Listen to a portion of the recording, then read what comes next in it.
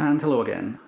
I was surprised at the comments I got from my last video, which featured these two watches, and I got a few comments asking me to do a comparison of the Daytona and the Subsea, because I guess if you are looking to buy a Rolex, then these two are certainly near the top of the list. They're both icons. They're probably the most popular, most famous Rolex watches out there. So let's get started and do a sort of compare and contrast of these two watches. Well, first of all, let's get the price out of the way.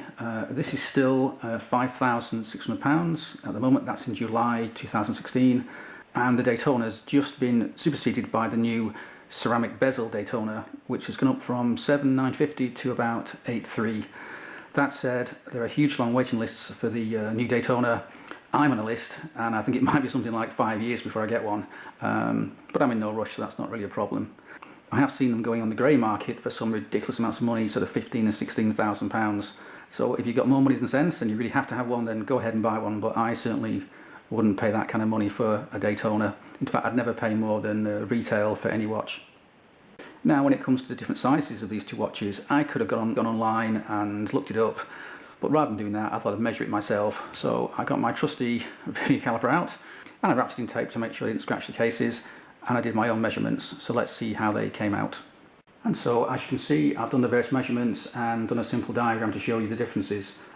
First of all, the lug width between the Subsea and the Daytona is the same, so that's fine at 20mm. The dial size is also the same. I measured them both at 30.3mm. That's measured across the crystal, of course, so that was quite a surprise. I would have thought the Subsea would have been a bit bigger, but it's not. The lug-to-lug width, which is really the key size, I think, when it comes to deciding whether it will fit on your wrist, because you really don't want the edges of the watch to overhang your wrist. And the Submariner has a so-called super case, which is a wee bit bigger than the old Submariner, the pre-ceramic Submariner, and that's 48mm in comparison to the Daytona, which still has the original size going back donkey's years at 46mm. And then moving on to the bezel width, obviously the bezel of a Daytona is quite a big thing, being a diver. That's the total diameter is 40.3mm, and the Daytona is quite a lot smaller at 38.5 for the bezel diameter. So although Rolex do call it a 40mm watch, it's actually a little bit smaller. Now, I didn't try and measure the total width of the case, including the crowns, because that's just a bit too tricky to do, and really doesn't really matter. When it comes to the size of a watch, what really matters, I think, is the bezel width. And finally, another surprise was the thickness of the watch. The Submariner's 12.7mm and the Daytona's 12.4mm. Now, I always knew that the Daytona was quite a slim watch, and that's one reason why I love it, but I was quite surprised that the Submariner was as thin as that. I thought it would be at least 13.5mm, but that's great. I mean, I like slim watches, and that's one reason why I wouldn't have something like a deep sea, because it's just too thick for me. A lot of folks talk about whether a watch wears big or small, and I think there are two key elements as to whether it does wear big or small. Now, for me, there are two elements to whether a watch wears big or not, and the first one is the lug-to-lug width. If you've got a small wrist, then you really don't want to have the lugs overhanging your wrists, so that's something to watch out for. This distance here. You might think that watches are all pretty much the same. A bigger watch has a bigger lug width, but it's not the case. So it's well worth investigating that and obviously trying on a watch before you buy it. And the second element is actually the dial size. I mean, these two are exactly the same, but they do work slightly differently because of the differences in the thickness of the bezel and so on. And both watches have easy to adjust bracelets, which you can do on the fly. The Submariner has the glide lock bracelet, which is great. There's lots and lots of reviews out there on YouTube, so I'm not going to go into all that now. Whereas the Daytona has the Easy Link, which just means you get a half link extra when needed. It just folds out.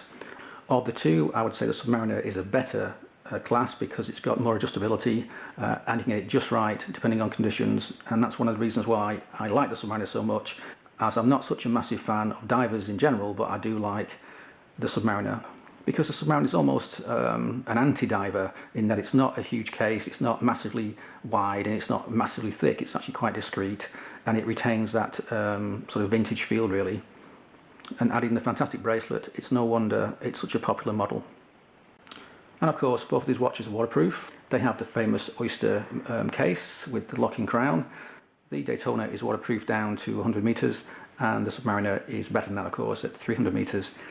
Either way, they're both waterproof to a point that's far in excess of whatever I would ever need, so that's fine by me. So let's look at other differences then. The bracelet on the Daytona has a polished center links, the famous PCLs, whereas the Submariner, as expected, has a satin brushed steel finish. A lot of folks are put off by the PCLs, but for me it's not an issue. They polish up pretty easily, and at the end of the day, in use, both of these watches will get scratched. And when you send it back to Rolex for its 10-year service, hopefully they'll come back as good as new. However, it does make the Daytona more of a casual watch rather than an out-and-out tool watch, as is the Submariner. Another difference is the lume, in that they both have the icy blue super luminova lume, but the Submariner has much more lume and it really does shine at night. I mean, it lasts for hours and hours and hours, and it's so bright. It's certainly the best watch I've ever owned when it comes to lume. That said, the Daytona isn't that bad. It's actually pretty damn good, considering it's only got quite small batons there with the lume. So either way, they've both got great lume, consistent with the type of watch they are. So let's now turn to the general wearability of the watches in use, and of course which one I would rather keep if I had to get rid of one or the other, which wouldn't be an easy choice to make. So when it comes to wearability then, obviously the brushed link bracelet of the Sub wears a little bit better. It doesn't show scratches and marks as much as a polished link bracelet would, so that's a point in its favour. And also the Sub obviously has a much better lume as well, which is great for nighttime use. Now obviously the Daytona doesn't have a date, whereas this particular Submariner does have a date, and it's also got the Cyclops as well, which I know some folks don't like, but as you're getting older like me, having that magnifier does help a lot. And although the Submariner is not a chronograph, it does have the diver bezel, which is great for timing things, such as how long you left your car in the car park and so on. So now let's talk about the pros and cons of these two watches in daily use, and if you were thinking of buying one, what things you need to consider.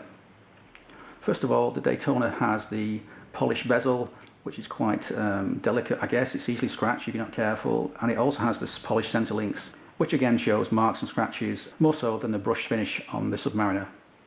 So if you're going to be using your watch day in, day out, and you're quite active, then maybe the Daytona's not for you. Now for me, I'm getting old now, so I mean I must be, because I'm now starting to look at day dates as being quite a nice watch. But for me, the polished bezel and the polished center links on a Daytona isn't an issue. But I think it may have been had I been 25 years old and still active, doing all kinds of mad things, going out and getting drunk and God knows what else. So what I would say is, if you are thinking of buying one or the other as a only watch, as an everyday watch, then I'd probably go for the Submariner. It's got a few things in its favour. First of all, of course, it's got that satin brushed finish on the case and the bracelet, which will not show up scratches and marks quite as easily as the polished center links and polished case of the Daytona. And the next thing is it's got a fantastic lume. I mean, you can't beat it. And in day-to-day use, you know, it's dark, it's at night, whatever, you want to check the time, then the Submariner wins hands down. Now, of course, it doesn't have a chronograph, but it does have the bezel, the rotating bezel, which comes in really handy for timing all kinds of things. Yes, you can't time things down to a second, but you can get it down to a minute or so, which for most occasions is fine. And the next feature of the Submariner, which will go in its favour, is that it has that glide lock clasp, which is adjustable in multiple positions, whereas the Daytona just has the easy link adjustability, which is nice, but it's not quite as nice as a Submariner.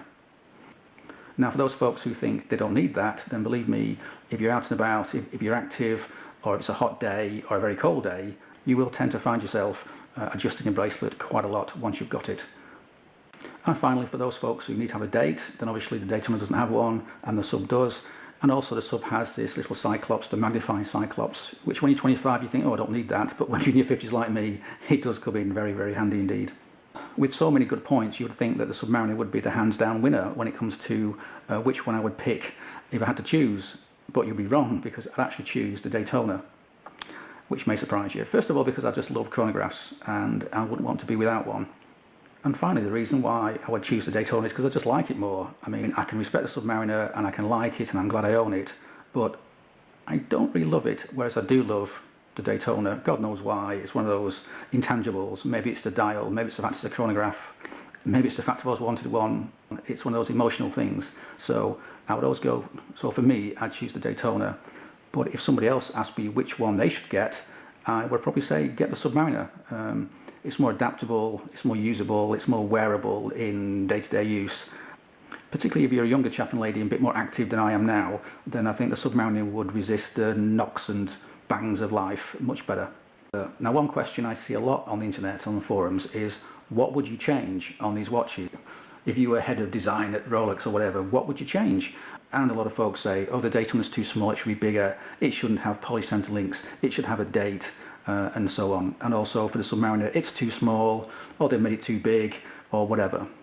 Now, I've thought about this quite a lot, and I would say for the Daytona, just leave it as it is. I know the new model has a ceramic bezel, and that's fine, but I'm not actually sure I like it more than I like this one. So we'll see about that.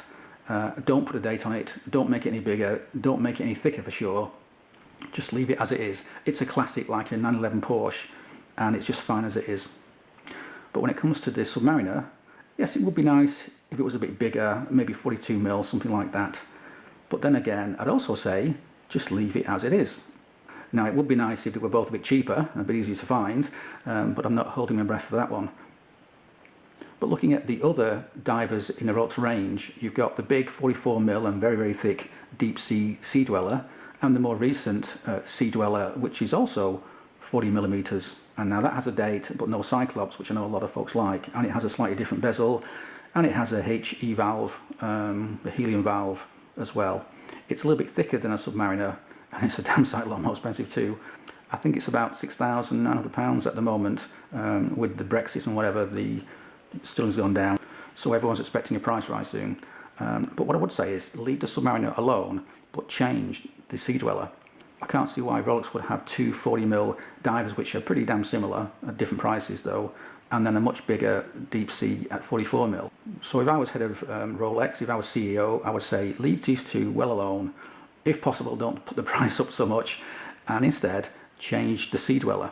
It's 40mm at the moment, it's got a HE valve, but for me it looks too damn similar to the Submariner to bother with, and I certainly wouldn't pay thousands of pounds more for it. Now, given the choice between this Submariner and a Dweller, which is more than £1,000 more expensive, I would always go for the Submariner.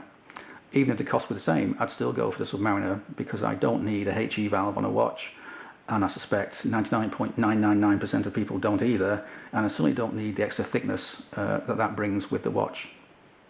Instead, if I was CEO of Rolex, I would make the Dweller bigger. I'd make it 42mm, so it sits neatly between the 40mm Submariner and the big, thick 44mm deep sea. So if you're listening Rolex, that's what you should do. You should make the Dweller a wee bit bigger, so then you've got a neat range of 40, 42mm and 44mm divers. So in conclusion then, if I was giving advice to someone who's thinking about buying either a Daytona or a Submariner, I would advise them going for the Submariner.